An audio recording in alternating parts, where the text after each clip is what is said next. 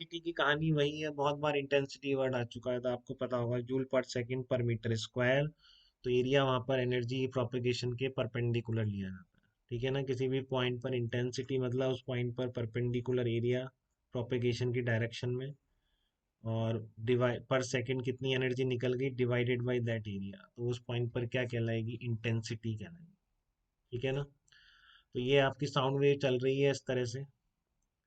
तो देखो पहले पावर निकाल लेते हैं। ठीक है ना, तो पावर वही होती है आपकी, पावर किसी भी फोर्स की पावर क्या होगी, एफ डॉट वी होगी। ठीक है ना। तो यहाँ पर जो P not plus delta P है और इधर से मान लो पी नॉट है, तो F vector dot V vector कितना बन जाएगा, प्रेशर डिफरेंस जो है। ठीक है ना, क्योंकि ऐसे वेव जा रही है देखो, तो यहाँ पर बड़ा, बट स्टिल वहां पर तो अभी तक वही पी नॉट ही है।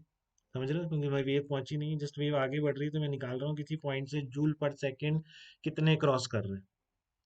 तो यहाँ तो प्रेशर बढ़ गया, बट वहां पर पी नॉट ही है, तो स्मॉल एलिमेंट जो लिया है इसको धक्का किससे मिलने वाला है, इस प्रेशर डिफरेंस की वजह से मिलने वाला है। तो एफ डॉट वी में प्रेशर फोर्स क्या हो गया, डेल्टा पी इंटू एरिया। ठीक है ना, और इसी डायरेक्शन की तरफ वेव जाती है मानिए, तो एंगल जीरो है, तो इसको मैंने into del Y by del T लिख दिया। ठीक है।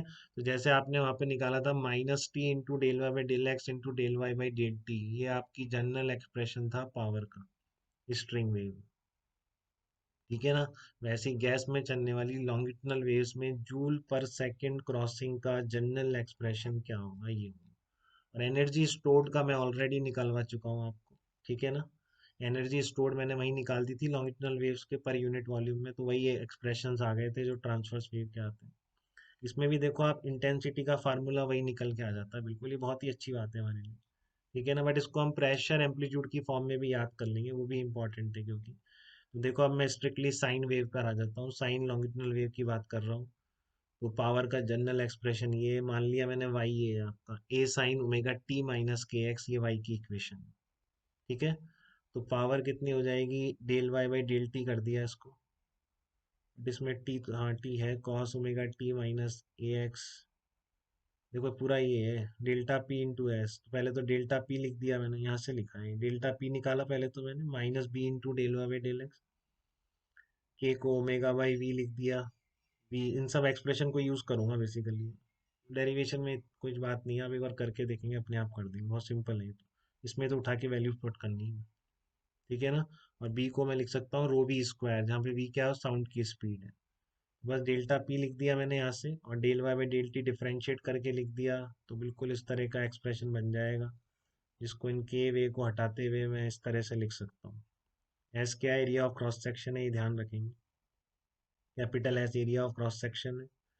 तो फिर से वही आ गया कि इंस्टेंटेनियस पावर कभी निकालनी पड़ जाए तो आप इसी तरह से प्रोसीड करिएगा बेटा, delta P into S del Y by del T.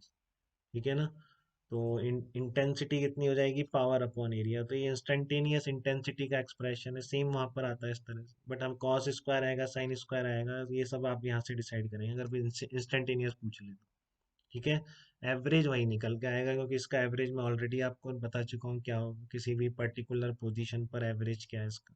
तो किसी भी पर्टिकुलर पोजीशन पर joule per second per metre square cross करने वाले कितने होंगे, rho omega square A square V by two. ध्यान रखना, मैं टाइम का एवरेज निकालता हूँ किसी पर्टिकुलर एक्स पे, तो एक्स वेरिएबल नहीं है, टाइम है, तो इसलिए जीरो से टी जो इंटीग्रेट करता हूँ मैं टाइम के रिस्पेक्ट में करता हूँ। ठीक है ना। अगर ये बातें आपने समझी हैं तो आपको अच्छा लग रहा होगा बहुत। इसकी एवरेज वैल्यू ऑलरेडी पता है 1/2, तो एवरेज इंटेंसिटी कितनी आ गई, rho omega square A square V by two, तो इसमें भी एवरेज इंटेंसिटी वही आती है। ठीक है ना। एनर्जी क्रॉसिंग यूनिट एरिया, इसमें भी वही निकल के आता है, rho omega square A square V by to.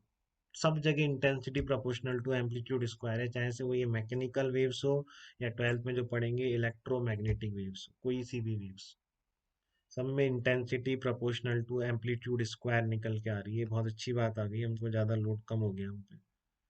ठीक है ना। तो ये बहुत ही अच्छा हुआ ऐसा। तो अब इसको देखो प्रेशर एम्पलीट्यूड की फॉर्म में कन्वर्ट कर लो, तो मैं प्रेशर एम्पलीट्यूड और डिस्प्लेसमेंट एम्पलीट्यूड में रिलेशन आपको ऑलरेडी बता चुका हूँ। ये दोनों चीज़ें याद रखनी है बेटा, ये भी रिमेंबर है जो अब निकलेगा इसमें। ठीक है ना। प्रेशर एम्पलीट्यूड की फॉर्म में जो फार्मूला निकल रहा है वो भी बिल्कुल याद होना चाहिए, बहुत फ्रिक्वेंटली यूज है। ठीक है ना। तो one more formula for average intense, नहीं तो आप ये सब करने में कहाँ टाइम वेस्ट करोगे, टाइम ही निकल जाएगा। तो rho omega square A square V by two, ये आपको रिलेशन पता है प्रेशर एम्पलीट्यूड और डिस्प्लेसमेंट एम्पलीट्यूड का। तो rho omega square V by two amplitude square कर दिया delta P naught square B square K square. ठीक है। तो बल्क मॉडुलस को आपने क्या लिख दिया, रो वी स्क्वायर लिख दिया बल्क मॉडुलस। आप भी लिख दो, कितना आ गया, रो स्क्वायर वी फोर आ गया। सब कर करा के वही कटा पिटी करके सबको आता है इतना।